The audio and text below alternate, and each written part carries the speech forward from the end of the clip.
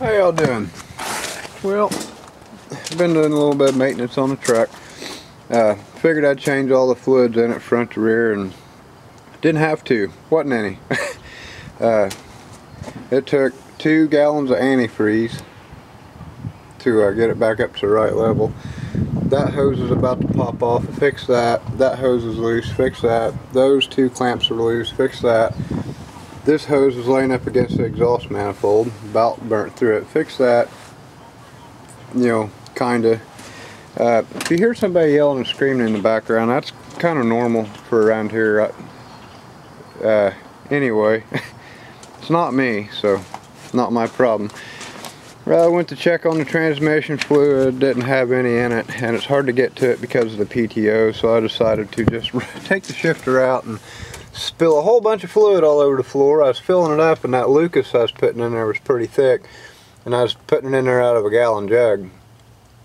Not that jug that's in there. And I was using a funnel, you know, that was slightly too big for the hole that is sticking into. I was just holding it on there, pouring it in there. All of a sudden I got this big air bubble, and it just kind of went like a big volcano of Lucas oil all over the damn truck. So I got to clean that up. You know, or not. No, I'll have to clean that up. And also the rear axle did not have any oil in it that I could feel. And what was on the back of the plug when I pulled it out was like a grease. So this thing is making a whole bunch of noise, and it wasn't happy. So now it's going to have fluid everywhere, new fluid everywhere.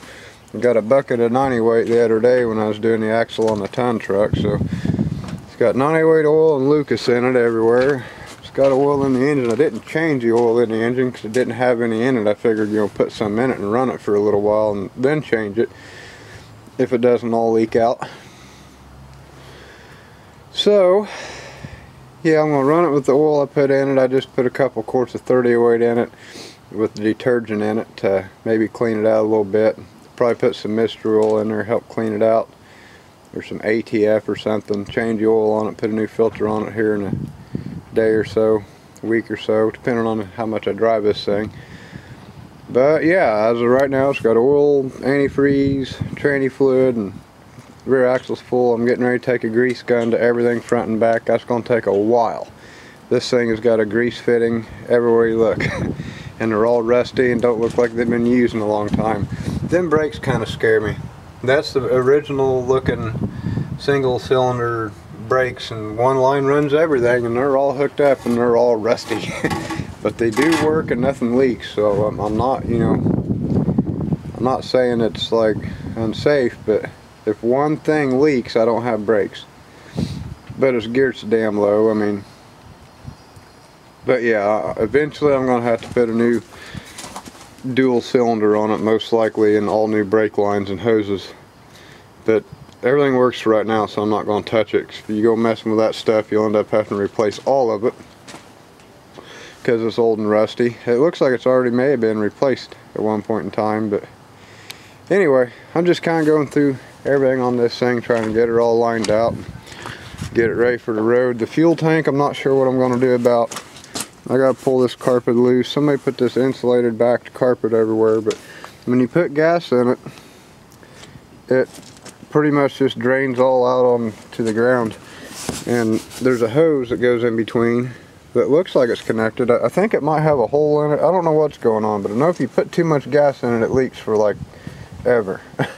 And right now I got the right amount in it apparently, because it doesn't leak and it doesn't stink like gas real bad. But the fuel gauge don't work, so I'm going to have to carry a gas can. But yeah, I got to clean that mess up. It's easier to put fluid in from the top, by the way, if anybody's wondering why I took the shifter out. Can't get to the plug on the side of the transmission with any kind of normal funnel or anything that you can come up with, because the PTO is right in the way. But anyway, I'm going to get the grease gun and go front to back on this thing. I bought a couple tubes of grease this morning. Got everything I need to get this done, so.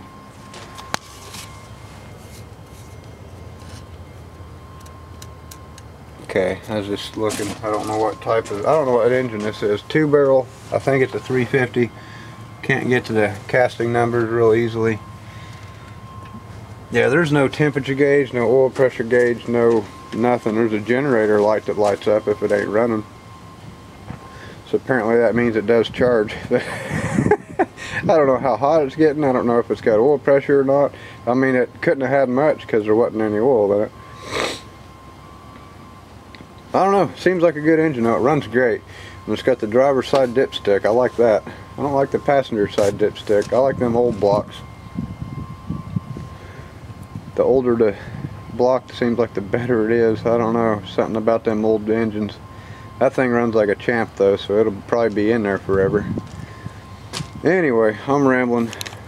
It's been a long day so far. I've been literally all day just working on this thing, trying to get oil into it and trying to check everything. And it's going to take me another couple hours to grease everything because, like I said, there's grease zerks everywhere and they're all rusty. I'm going to have to pull them all out and replace them and actually get it to take grease again, because I guarantee you half of these grease zerks ain't going to take grease. Oh, look at the old suicide rims. Just now noticed that. The old split ring rims, I don't like those at all.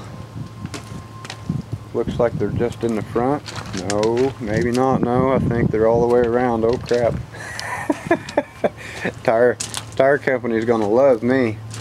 They don't like them things either. And I ain't touching them. I won't work on those at all. Not gonna happen. Like, that doesn't happen around here. I don't work on those. I don't have a safety cage. I don't have, you know, the nerves to work on those. I don't even like airing them up. Anyway, y'all have a good one. I'll see you in the next video. Oh, you'll notice something might be getting ready to happen over there possibly. Don't know for sure yet.